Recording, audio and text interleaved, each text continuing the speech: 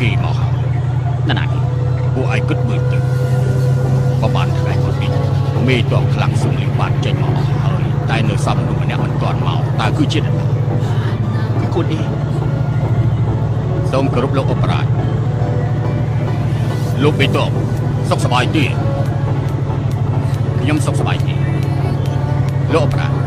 ខ្ញុំទទួលបញ្ជាពីទីប្រឹក្សានៅទីនេះដើម្បីរំចាំបើខ្ញុំទៅតើលោកគិតយ៉ាងម៉េចលីបៃនៅខំមីមិនលើកលែងឲ្យលោកទីទោះជាពួកគេលើកលែងឲ្យលោកចៅទីនិងសុនឈៀនដែលនៅជាងទៅក៏មិនលើកលែងឲ្យលោកដែរ